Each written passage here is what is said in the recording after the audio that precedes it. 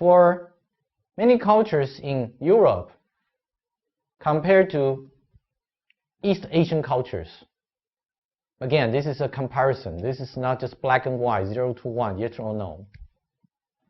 We find out people in Europe tend to be a little direct compared to East Asian cultures.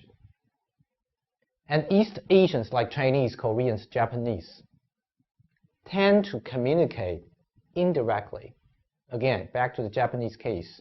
The Japanese professor didn't really say anything negative, but the student understood. The student knew the evaluation of his professor. Communication styles influence interaction among people, also between people and technology. And another study also shown similar tendency, but this time the comparison was between Chinese and Germans. In that study, participants were asked to make some decisions. But after they made up their mind, a robot, an intelligent product,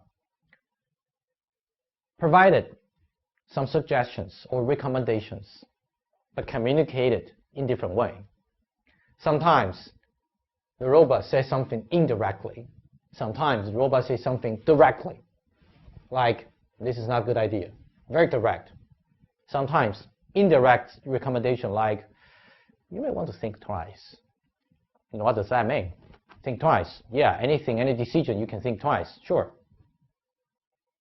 And a study measured if the participants changed their decision. Again, they made up their mind, they make a decision, and the robot says something. It could be directly or indirectly, anyhow. New information. And the participants reconsider. Think twice. Yeah, think twice. And then, in the experiment, we found out 50% chance Chinese changed their decision. About 20% of the decision changed by Germans.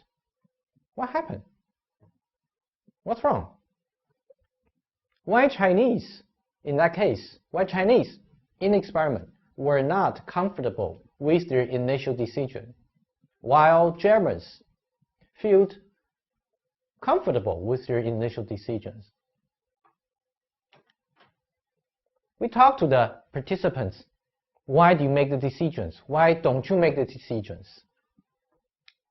We find out Chinese participants preferred and trusted the implicit style, meaning the indirect communication style. And they were more likely to accept indirect recommendations.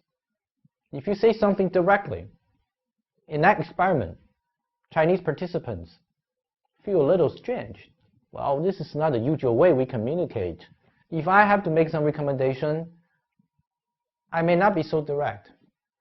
But in the same experiment, German participants did not change their ideas, did not prefer implicit recommendations, because they thought, if you want to say something, you say it. You want me to think twice? Yes, I did, and I still believe in my own decision.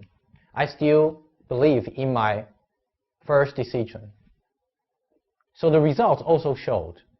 For Germans, they changed their decision because of very direct recommendation. If you say this is not so good, I reconsider. If you say just think twice, yeah, I think twice, I still think the same. So Chinese users, in that case, accept implicit recommendations.